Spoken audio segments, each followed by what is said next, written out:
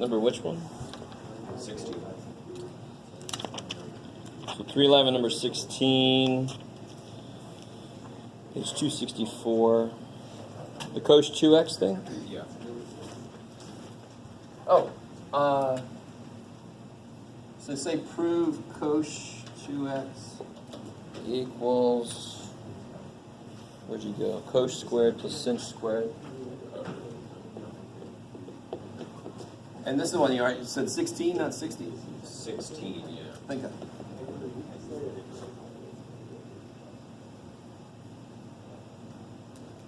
Okay, everybody. So, I mean, what did you try to do with this? I didn't even...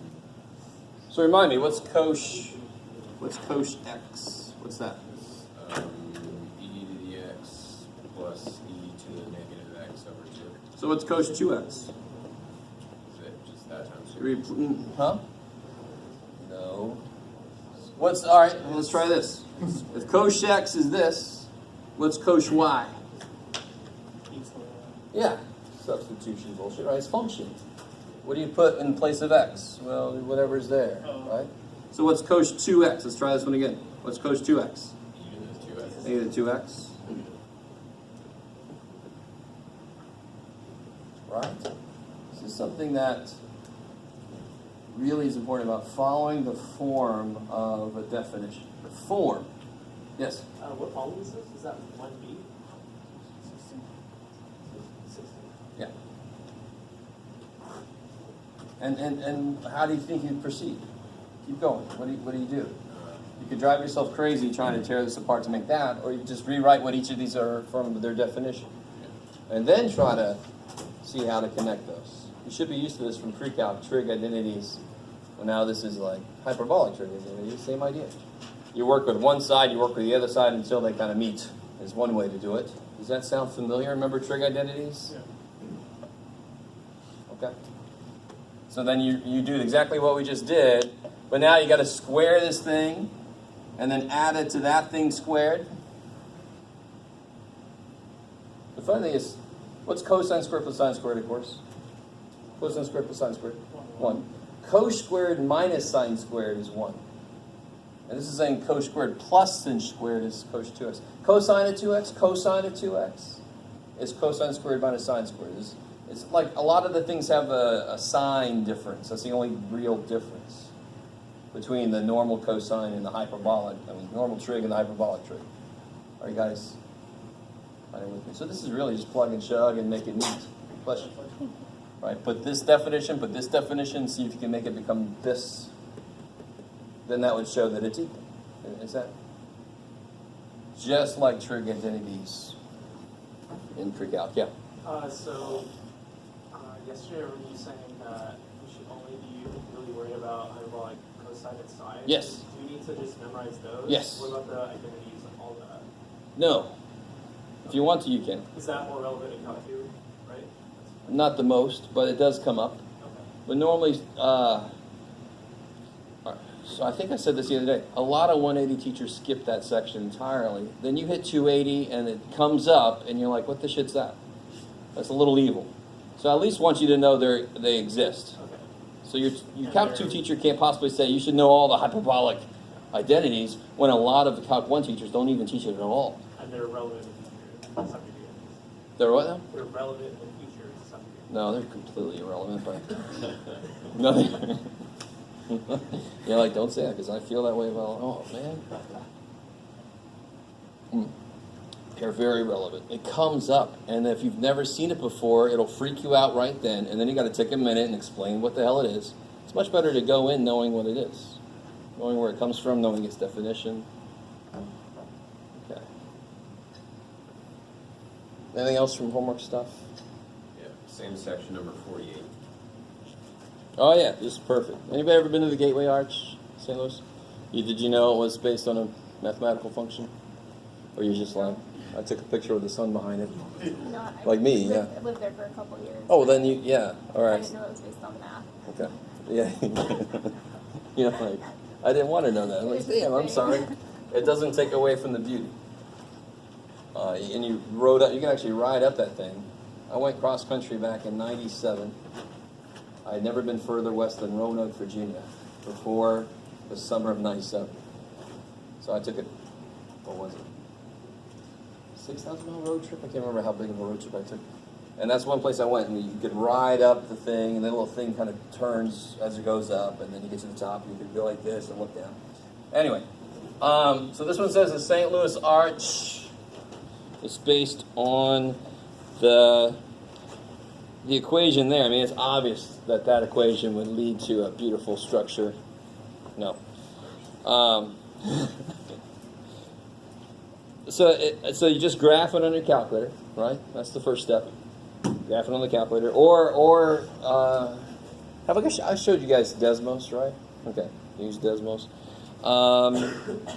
What's the height of the arch at its center? So how do you figure that out?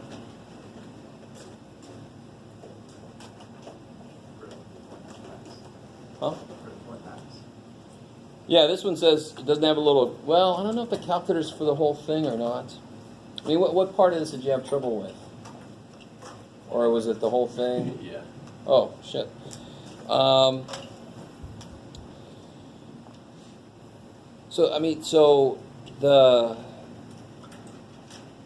If you graph this thing, you could use that to figure out where the center is. Right? You could. But are we allowed to use the graph? And actually, it tells you that this is where you figure out where the center is. This is less equal to 91.2, right? So it seems like x equals 0 would be the center, because otherwise you're subtracting some amount. Does that make sense? So you could double check that on the graphing calculator. If you put 91.2 in there, do you guys see where your hyperbolic stuff is in the calculator, by the way? I mean, not surprisingly, it's a little hard to find on this. The funny thing is, I think on a scientific calculator, it's easier. Let me see, to be honest, I haven't looked for it forever. Oh, shoot. See if I remember where this thing is.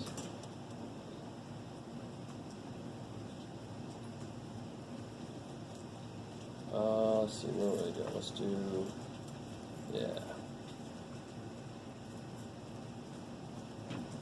There we go. All right, I'll tell you what. Here's a beautiful catch-all for if there's something you know your calculator should do and you know where the shit it is, right? Do you see second 0? Do you see right above 0 if you have a calculator with you? It says catalog. It's a list of all of the things the calculator can do. So what I just did is I went to, if you hit a button corresponding, see the little letters above the buttons? If you hit that button once you go into catalog, it'll take you to that section. So I hit the C, scroll down, there's Koch. There it is. Where is it in the calculator? I thought for sure it'd be under math, but oh well. I don't see Koch in here. Num, I don't see Koch in here. Oh well. So I don't remember how to get to Koch, but at least you can go through catalog to get to the hyperbolic stuff. Is that cool? So you can graph it on here. You can, if I try to put, all right, let's see if we can all, if I try to put a 91.2, now I'm kind of curious about this. I'm going to put this formula in 211.49 minus 20.96 times, go to catalog, go to C, Koch, not kosher, Koch 0.03, oh shit, 291765, I think that's 3291765 times 91.2. I'm curious what happens at that point. Make sure I'm in radians, good. Enter. Nothing really interesting, I guess. 0.03. I'm thinking that's an approximation. I think that's where it's supposed to hit the ground. That's what I was expecting. I was expecting the output to be like 0. If I put 90.2, I get 6.8. Right? If I put 0, I get 190.53. You see I'm just playing around with the function that they give in the book. If I put negative 1, I get 190.51. If I put positive 1, I get 190.51. So that's verifying that 0 is the location of the max. 190.53. It went down from there if I put in x values around 0. Are you guys following what I'm just playing around with the function? Now, I could graph the damn thing and get the answer quicker, but oh well. I just wanted to do that. So it does look like the x is between 91.20 because that's where it hits the ground. So x equals 0 should be where the center is. Like it. Okay. Is that enough to get you guys going for number 48? I mean, at what point is the height 100? Or you just set that function equal to 100? Okay. That's enough to get you going? So, Maybe. We'll find out. All right. I love that look in your face. Well, we'll find out. If I could Yelp review you, Jeff. Okay. Anything else from homework stuff? Not from the homework. Well, yeah, but could you just like briefly remind me what did you mean by inflection point? I know that it's like. Okay. So, all right. Real quick little review. Let me kind of build up to that. So, the critical points of f prime are what? Locations where what happens? Yeah, x values where f prime is 0 or undefined, 11. And they are possible locations of what?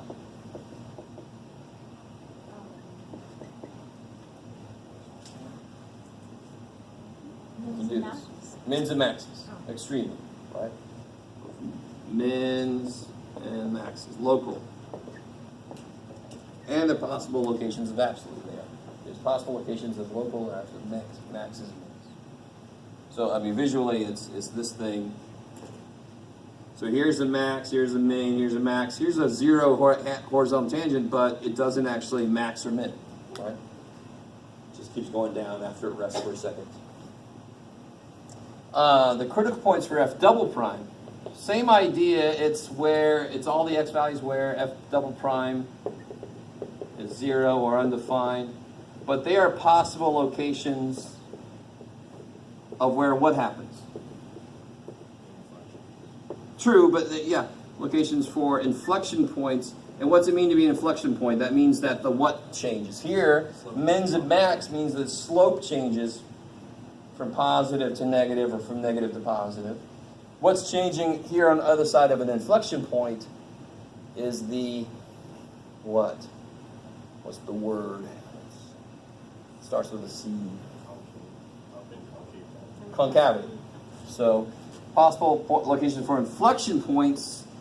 Inflection point would be concavity changes. So here, why is this not a max or a min? Because the slope didn't change. It's negative and it's still negative on either side of it. But here, why is that a max? Because on one side the slope is positive, on the other side the slope is negative.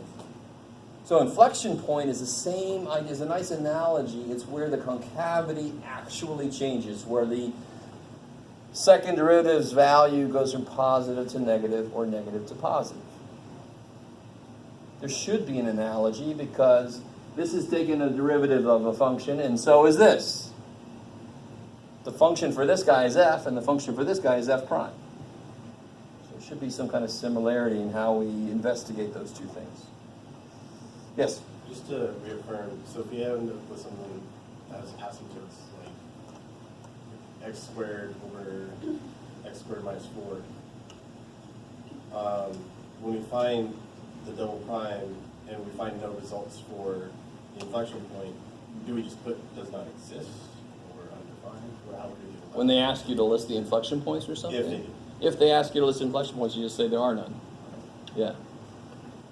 Yes? So on the graph that you drew there, after the second max, where it looks like it's going to flip again, but it doesn't, is there still an inflection point to the left of that where it looks like where the concavity changes? Yeah, now at this point I was only talking about the first derivative. But you see how this is concave up, and that's concave down? So that does happen often, not all the time, where it's a little tricky first derivative, but it actually becomes an actual inflection point. I mean, think about it. What's a cubit look like? Concave down, concave up. Oh, interesting. Now, can you generalize that? Maybe you shouldn't try to generalize anything, right? But that does happen a lot, where it's not one for the first derivative. It's not a max or min, right? But it is a thing for the second derivative. It is an inflection point. The concavity did change. Cup down, cup up. Cup down, cup up. Okay. Just to let you know, today's plan is to do one problem together, and then two problems on your own, and then together.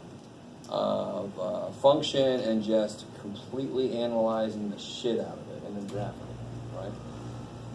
I'm going to show you a few things to keep yourself on track, because you're going to have to worry about, okay, slope is increasing here, but the concavity is down, and that'll drive you crazy if you try to do it like I just said. So I've got a really nice way to keep track of it, so you're not worrying as you're graphing, has the concavity changed yet, or no. It's kind of a nice way to organize it so you don't go more insane than you must be already. Okay. Anything else from homework stuff? All right, so let's see. Let's just get right back into it. We basically just, I know it's very quick, but we just did a nice review of what we did last time. What I'm going to do is basically 4, 3, 4, 5. They're almost the same idea. 4, 5 just gets a little more detailed. It brings in a lot more pre-calc stuff. 4, 3 just kind of focuses on the calculus stuff. And then we'll come back and do 4, 4, that poor little dude that's in the middle of everything. How are we doing? 4, 3 and 4, 5 are both graphing functions using calculus. 4, 3 focus more on calculus. 4, 5 does that, plus it brings in asymptotes and all the stuff from pre-calculus. Yeah. We are not getting to integrals for our test next week. No, hell no. Yeah, no. Yeah. I don't want to have a mixture of stuff. Yeah, so, yeah. Okay. Integration will be on the next test after that.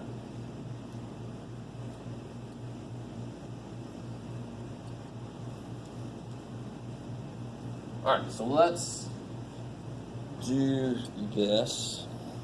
Yes? Up until what section is the next test? At the moment, it's planned to be 4.9. Yeah, we'll see if that holds true. I don't see why it shouldn't, but we'll see. Let's try to put everything together here. Let me give a problem right out of here. Here we go. Yeah, okay. Let's start off nice. Let's see.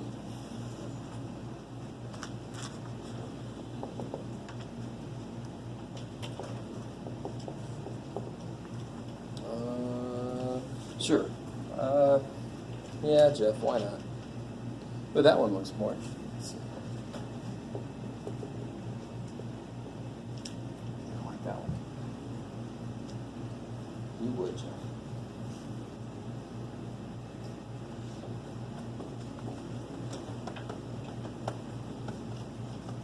All right, let's focus on the calculus analysis of this. The first thing I want you to notice, though, is what comes into play that hasn't come into play yet is the domain of the function. It is possible to have critical points that are not in the domain of the function in the first place. Therefore, they're not critical points. I have an example for you today. So you have to go in knowing the domain. And obviously the domain of this guy is...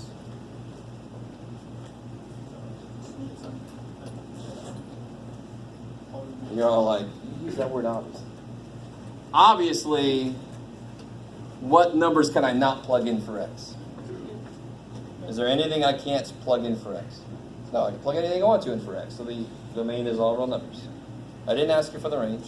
Don't get all I don't know if that's what you're trying to figure out.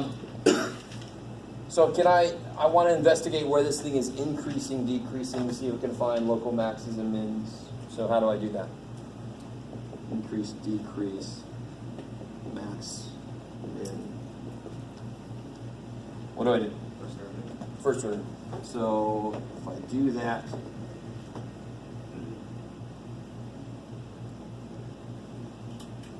now very quickly, just to help you, anybody out who still has trouble with chain rule, a function, if u is a function of x, and I have it to the fifth power, how do I do anything to the fifth power? How do I do anything to the fifth power derivative? What's the power rule? It says the power comes down in front of the thing, and then this goes down by 1. Then the thing gets a turn. That doesn't all happen at once. The inside doesn't change. It wouldn't make any sense. I should have that thing to the fifth. That thing should now be to the fourth. I can't have a brand new thing to the fourth. It doesn't jive. It doesn't make sense. So the idea like product rule, where the two things get a turn, chain rule is still the same idea. The things get a turn. They don't get to do everything at once. It's a nice kind of running theme.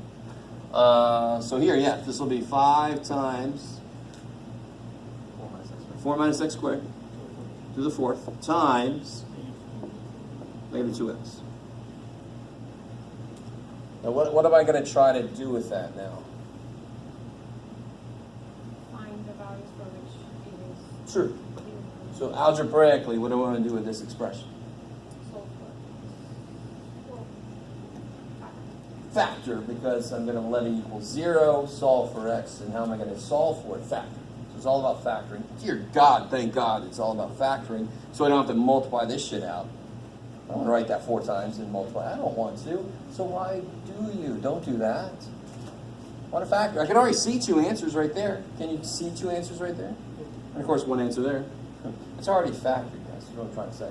Don't multiply this thing out. Isn't this factored already? What do you get?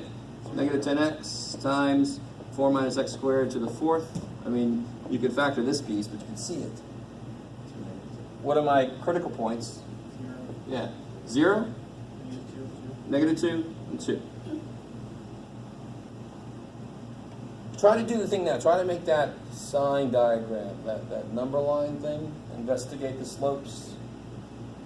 I know we talked about the second derivative test, but you also have to be able to do the first derivative test.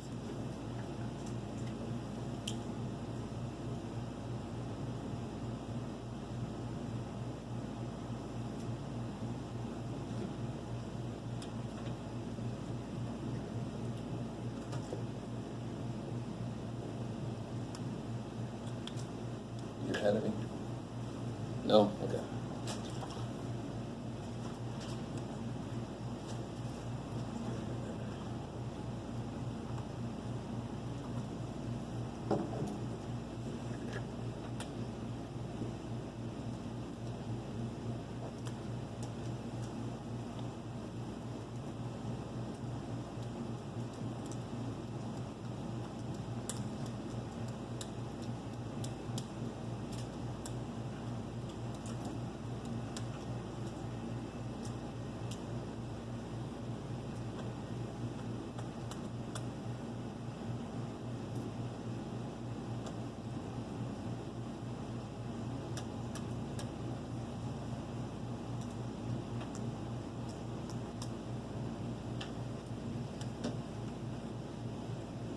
The fun thing is, this little piece here is always positive, no matter what.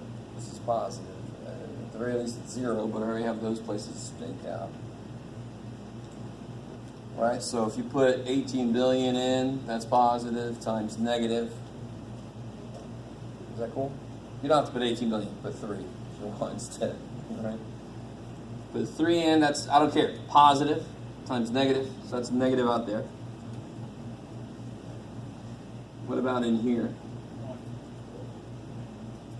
Yeah, if you put a 1 in there, it's negative, times positive, it's still negative. In fact, real quick, just so, in case you did this, there's not a damn thing wrong with this. That's truly factored now, right? You guys see that? I have 4 of these, and each of these is 2 minus x, 2 plus x. So I have 4 2 minus x's and 4 2 plus x's. Cool, I like it. So isn't this even multiplicity? Meaning it will not change its sign around those roots. So it didn't change sign around 2. What about 0? It shows up with what multiplicity? Multiplicity 1, odd. It will change signs. If you don't trust that voodoo-sounding multiplicity thing, then you just plug a negative 1 in. Negative 10 says negative 1 is positive, times always positive is positive. Negative 18 billion times negative 10 is positive, times always positive is still positive, stayed the same sign because it's even multiplicity. I'm going to keep harping on that multiplicity shit because it helps you so much in a lot of different places. So you guys are like, I don't care. I don't like it. All right, whatever. So where's this thing increasing?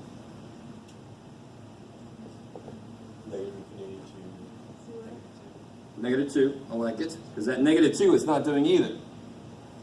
Or negative 2 to 0, and then it's decreasing, of course. 0 to 2, and then 2 to infinity, same way.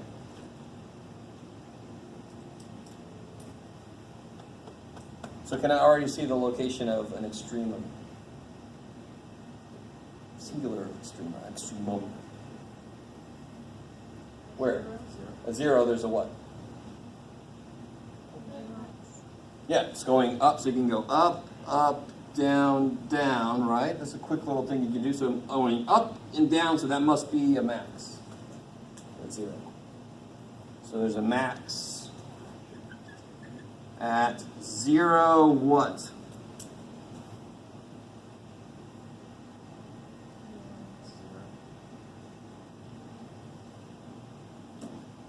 Where am I putting 0 to figure out the actual location of the point? 1024. Yeah, you're doing 4 minus 0 to the 5th, so 4 to the 5th, 1024.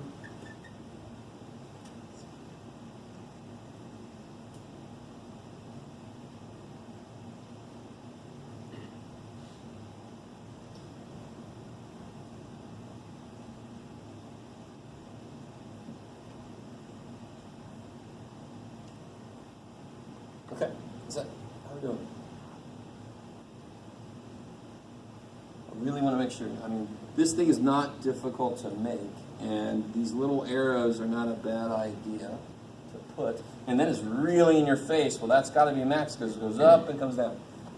In fact, you could even draw, like if I took this over here, if you wanted to, you could draw. It's going up, resting up. Then it goes down, rests down. It looks like it.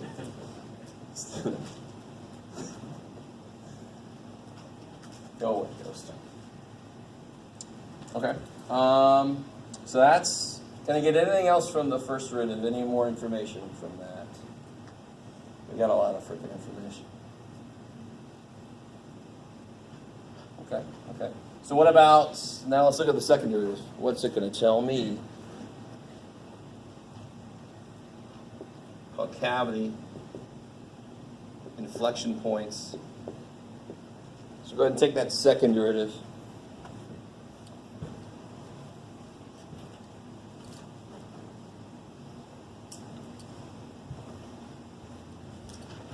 I have a question. Yeah.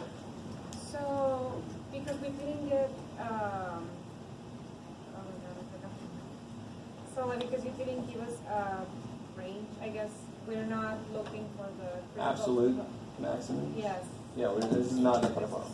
Oh. Yeah. So it's just- Most absolute maximum problems will give you an interval over which you're interested in. So you got to check the endpoints also. Yeah. And that's when you check with all of them, like the critical points, and then you check that.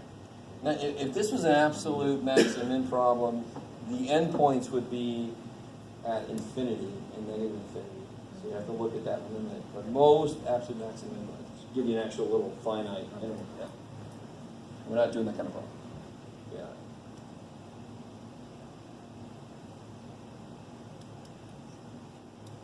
you see, real quick, I don't know which version of the function you're dealing with. This is the easier one because there's only 2 functions multiplied here versus 3 there, right? So I'd use this form to do the next derivative, right? Doesn't really matter, but I don't want to do product roll 3 times, you know? I don't want to do it.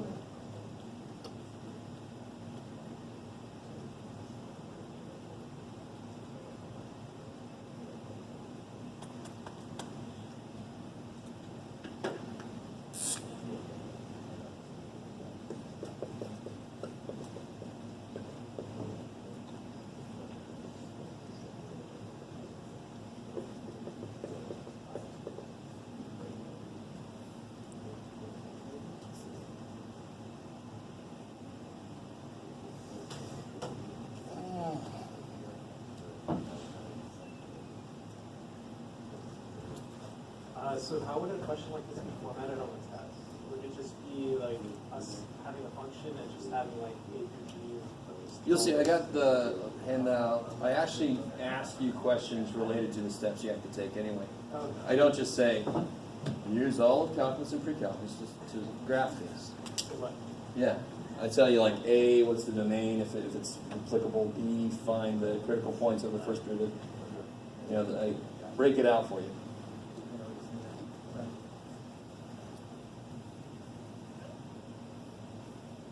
So this will just be a single product rule at first. There will be chain rule, but you don't have to worry about that at first. So this guy's derivative, -10 times this, plus, sort of, that's good, plus -10x times the derivative of this, which of course, how do I do that? 4 comes down in front of this business. Get out of there, 2x. To the times derivative of the inside. Oh shit. Sorry.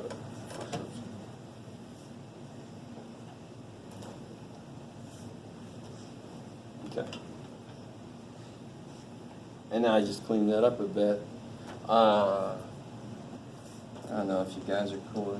I like to get stuff out of my way already at the beginning. Can you guys see stuff that'll come out? See how 10 will come out? You can even take a -10 out if you want to. So let's take a -10 out. How many of these will come out? 3 of them. So then that's gone. I got 4 minus x squared left here. This -10 goes away, right? So then it's minus.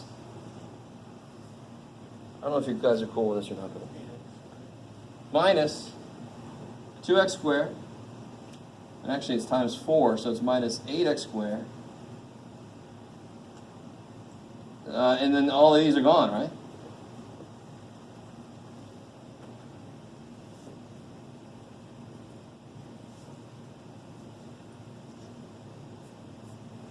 Yeah. See? It's okay if you clean it up a little bit and then you factor it. Nothing wrong with that. It's a little bit safer route to go. And then again, so -10, 4 minus x squared to the third. And then here I get 4 minus 9x squared. So what are my critical points for the second derivative? Critical numbers, what do they call them? Yeah, you get 2 -2 again. Yeah. And then if you solve that, x squared equals 4/9. So you get plus or minus, let me list them separately. You get plus or minus 2/3. I think, right? Yeah. Is it cool if you set that equal to 0? Subtract the 4 divided by -9, you get 4/9 equals x squared, so you get 2/3 and -2/3, plus or minus. All right, if you don't like me skipping some steps, then you do all the steps for yourself. Yes? What is the C and Critical numbers. I mean, I'll bounce between both. They were called critical points when I was taught, but I hate the fact that they're not really points; they're just values of x. So you see nowadays, you see everything saying critical numbers, which makes more sense. Yeah. I think I'm missing a step here, but when you took out -10, does it become plus 8x squared or no? So that negative goes away, Negative minus 2x, okay. right? And then so you got the negative still there. Yeah. So that is negative 8x squared. Yeah. Okay. That's the dangerous part of doing it that way. It's a little safer to clean it up and then factor it. How are we doing so far? Is that decent? You guys could all do that step. This is what I mean by factoring kills people in calculus. It just does. All right, especially 178. When I teach 178, they don't know how to factor, and it's just that's so huge. You have to know how to factor to be able to do this stuff. Do you notice something? What would the real quick? We don't have to do this, but what would the second derivative test look like? How would I use the second derivative test instead of this? What would it look like? What would the second derivative test look like? What the hell is the second derivative test? Bless you. Thank you. Second derivative tells me concavity is a cup down or cup up. Well, if I evaluate it at a critical point for the first derivative and it's negative, that's a max. If it's positive, that's a min. That kind of thing, right? You gotta let that be beautiful. Second derivative tells you this or this. Well, if through a critical point it's this, okay, that's a min. If it's this, okay, that's a max. If it's 0, it can't be determined. You have to do it through the first derivative test. Sure enough, if I evaluate these two, aren't they critical points of the second? They'll be 0, won't they? If I plug a 2 or negative 2 in, I'm going to get 0. Inconclusive. But if I put a 0 in, what do I get if I put a 0 in? What's f double prime of 0? I'll get negative 10 times 4 cubed, that's negative so far, times 4, that's negative, which tells me it would be a max, right? It's cut down through 0. Come on, guys, you can do it. If the second derivative is negative, it's cut down. And if that's through a critical point, then that critical point is actually a maximum. Now, not every time, but in this case, the inconclusive zeros actually come from just resting points. They could actually be maxes or mins. If the second derivative test gives you a 0, you've got to use the first derivative test to see for sure. You just have to. Here, it just turns out they're both resting points. Like, oh, that's nice. Take a little nap.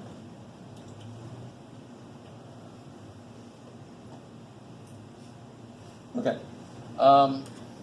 So, what can I do here? I investigate all kinds of shit here. Negative 2, negative 2/3, 2/3, and 2. I'm looking at concavity now.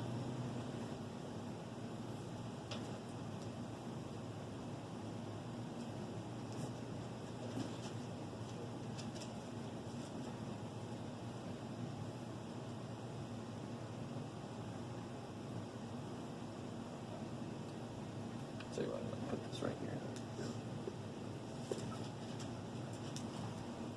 And let's see, how I want to say this. Well, screw it. We'll just do this. I'm not going to worry about. All right. Negative 10. 2 minus x squared cubed. Yeah, there, x squared. 2 plus x cubed. 4 minus 9x squared. Right? If I broke it all out, the same way I did over here. So you can look at multiplicity. Everything's got an odd multiplicity. Do you see that? Everything's got an odd multiplicity. Odd, odd. This would break up and they'd each be to a first power. That's odd. So if I put a 0 in, that gets me started. We already put a 0 in. It was negative. Remember that? We put a 0 as negative. Is that cool? That relates to the maximum at 0, negative concavity. I love it. And then I can use my multiplicity to not do any more frickin' work. Change sign, change sign, change sign, change sign. Yay. That's what multiplicity does. If you didn't like multiplicity, then you got to plug in like a 1. And when you plug in a 1, you get negative times positive times negative is positive. Bam! Right, you eventually get there. Yes? Are we always going to have to use the sign chart like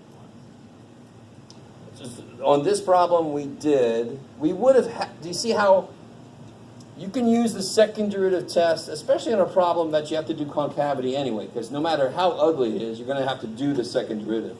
You guys remember this? Do you remember I said you use second derivative test if the second derivative is nice to get? You can also use it if you have to get it no matter what, right? But even if I had used the second derivative test instead of this, I would have had to go back and do this because it was inconclusive at 2 of my critical points. Shit. Now, technically, you could do a third derivative and not do a sign diagram for anything if they're never inconclusive. Do you want to do a third derivative for most functions we're going to look at? No. Okay.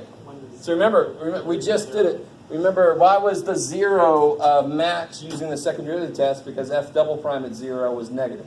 Okay. But f double prime at 2 and negative 2 is 0.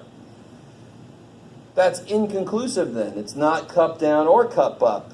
And it's not, necessarily flat. It's inconclusive. I got to go back and see what's going on. I have to do this for those points. Is everybody with me? So when is the second derivative test useless? When you get a 0. That doesn't give you enough information. It's So 0 for the critical number? 0 for the output of the second derivative. Okay. Yeah. Because how do I use the second derivative test? I take the second derivative and I plug my first derivative critical numbers in. Because if it's cup down at a critical number, that's a max. Cup up at a critical number, that's a min. If it's 0, I don't know what the shit's going on there. So I need help. I like it. A really easy example. What does x to the 4th look like? A little side note here. Don't even write this down. What does x to the 4th look like? Looks like a parabola. It's a little flatter than if you did x to the 100th in your calculator, it'll look like a U like that. That's the extreme. What's the first derivative of that? I'm just going to do it. What's the second derivative? I'm just going to do it. What's the critical number? 0. What's f double prime of 0? 0. It's inconclusive, but it's actually a min there. So here's a quick example of an inconclusive thing with the second derivative test, but it actually is a location of an extreme. Do you guys understand what just happened? The critical number for local maxes and mins is 0. That's the only one. When I plug that into the second derivative, I get 0, inconclusive. That does not always mean that it's a resting place. In this case, it actually is a turning point. It actually is a minimum. It was just kind of, what's the word? Coincidental here that they both were resting places. Sounds like the poor thing died, but it's just places where they rested. Draw little flowers. No. What's up? You all right? Okay. All right. Okay. All right. So where are there true inflection points? Which critical numbers are true inflection points? All of them, right? Yeah, because they're all odd multiplicity. The sign changes around every single one. Here it's cup, down, up, down, up, down. Let me see this ugly thing, right? Let's see how closely. This is just a quick little ugly ghost sketch from this. Here's cup down. Do you see what I'm looking at? That's cup down. And then cup up, I can see cup up. And then I can see cup down. I can see that happening. I can see cup up, and I can see cup down. I can see all that shit. Now, will you always be able to do that? No. All right, your sketch could look, it's just a rough sketch. It doesn't have to show you anything. But I can actually see that makes sense. All that concavity changing makes sense, yes. Do we have to actually sketch it after on a test? Oh, dude, yes. All right. That's why I made this little bit of room here. I'm going to put all of our information here. I'm going to erase that shit, and we're going to graph this thing. And then we're probably going to take a break. Let's see. Yeah, let's see. All right. So whatever you do. All right. So it's concave down on negative infinity to negative tau, negative 2/3, 2/3, and 2 to infinity, right? Is that cool? And then it's up, cup up, -2 to -2/3, and 2/3 to 2. Basically, everything that's missing from there is down here. You guys see that? So there are inflection points. Okay, here we go. Here we go. Here we go. Oh, shit. There are inflection points where? This list is long. There's an inflection point at 2 something. Where am I plugging that to? The original function, of course. So anytime you want an actual location of a point, you must go all the way back to the original function. He's up there going, hey, that's what I do. So when you plug a 2 in, you of course get a 0. I like it. So a -2, that's another critical inflection point. It's also, when you plug a -2 in, you get 0. Okay, just to get those two out of the way. And then a 2/3, oh boy. When you plug a 2/3 in,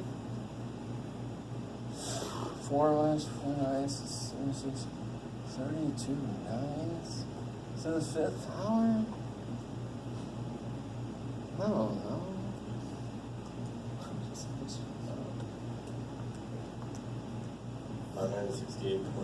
What is it again? Sorry. 568.25.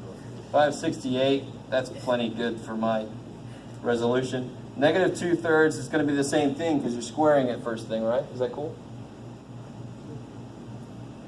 568, blah, blah, blah. In fact, there's a little side thing we're going to do right now.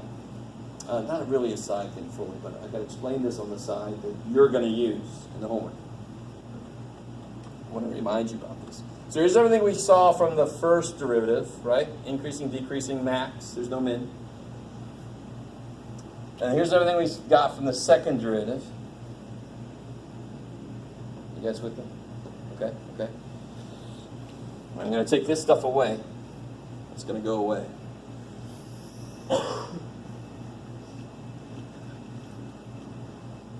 Do you guys remember even and odd symmetry?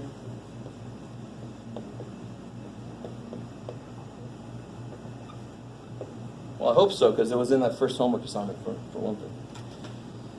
If some of you guys just copy the answers down, I don't know what that is, but here. So, the best way to remember even and odd is x squared has an even power. What does x squared look like? So even symmetry is symmetric with the y-axis. That's the best way to remember. Does it have to be a parabola to have that symmetry? No. What trig function has even symmetry? As we have the mirror is at the y-axis. Cosine. I love it. Cosine, right? Goes like that. It's symmetric through the y-axis. Is that cool? So that's even symmetry. Officially, even symmetry means if I plug a negative x into the function, it's the same thing as f at x. So x squared is symmetric like this because 2 squared is the same thing as -2 squared. They're both 4. So that's why it's symmetric. It's got that point and it's got this mirror image point. That's beautiful. So odd symmetry, they probably have to have the same quality as x cubed. And that is a very weird idea. Odd symmetry means symmetry through the origin. Which means if you have a point here, if you draw a line through the origin, you have its symmetric point on the other side. Point symmetry is really weird. There's no mirror sitting there. So really, if you get down to it, what does this mean? If I plug a negative x in, I get the negative of what I would have gotten on the other side. 2 cubed is 8, but -2 cubed is -8. Sine has odd symmetry because sine of pi over 2 is the opposite sign of sine of negative pi over 2. For you, it would be like that. Whatever. How do you feel? Does that sound familiar? So this guy, what kind of symmetry does he have? When you replace x with negative x, what happens? The square kills the negative, it stays the same. It's got even symmetry. And see, you can see from the little ghost dude. Yes? Back to the inflection points, the very bottom, it says 568. Is that decimals after, or? I think, yeah, right? 568 point stuff. Is that what it was? Whoever did that for me? Yes. Okay. We're going to do this by hand, so even the 568 is too precise. But you write that down as the answer, and then when you do it by hand, you just put it somewhere. So part of this is going to be picking a good scale, which students seem to have less and less of a good grasp of. The worst thing in the world is to have a scale, of course, that goes 2, 6, 11, 12, 80. I love that shit. And they're like, everything was straight lines, Jeff. Look at it. Well, yeah, of course they were, man. You forced that. All right, sorry. That just happens, and it makes me go a little crazy. All right, so let me take this out of the way. This is a little review. So that will be one thing they might ask you in the homework, or you might want to use, is to look at the symmetry. And if it's even symmetry, it's beautiful. You get one side done, you just have to kind of copy it on the other side. That's awesome. Same thing with odd symmetry. It's just a little bit harder to do that.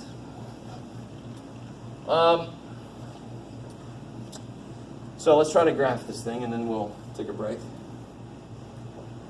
All right, so the best way to do this, so that you're not going and saying, do you see how you might think that doing this would be crazy, because you're like, okay, I'm going up here, but I'm concave down up to there, okay, and then I'm going to go, I'm going to go up again, only up to here, though, I'm concave down, and then I got to change, oh my God. So here's the best way to do this. If you just label your points with what the shit they are, it will help you as you draw. If your point says minimum, I'm going to turn up, all right? If your point says inflection, I'm going to go from whatever concavity, I'm going to change concavity. Do you see that? So if you label your points, you don't have to keep in mind all these intervals. These intervals are answers, but they don't actually really help you graph anything, right? Okay, so let's see. Wow. Should have probably done this one in black, but oh well.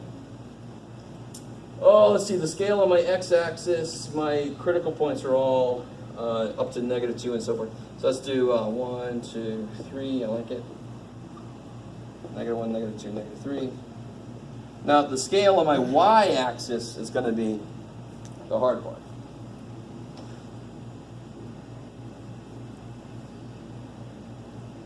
So my maximum, local maximum is 1,024, and I kind of have an idea of what it's going to look like, right? I like it. These are resting points